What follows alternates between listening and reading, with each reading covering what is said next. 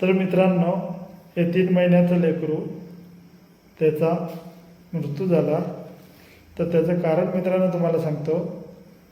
ते जुळे असल्यामुळे त्याची तब्येत खूप वीक आणि वजन पण खूप कमी होतं.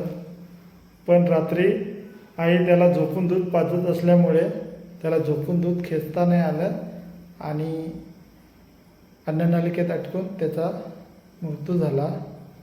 तर मित्रांनो, याच्या अगोदर पण मी व्हिडिओ बनवला, त्याच्यामध्ये लहान लेकराची काळजी घ्या असं बोललो होतो. त्याच्यात पण मी थोडंसं मार्गदर्शन केलं होतं.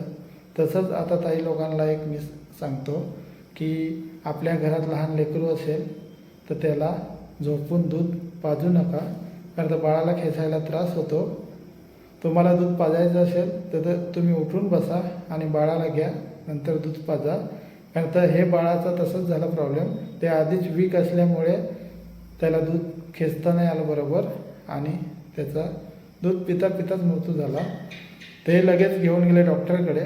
डॉक्टर बोलतात की बाळाचा मृत्यू झाला आहे.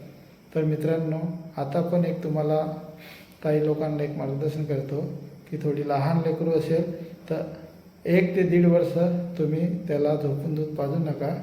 1-1.5 वर्षानंतर ते मोठं होते, मग काही एवढा प्रॉब्लेम होत नाही.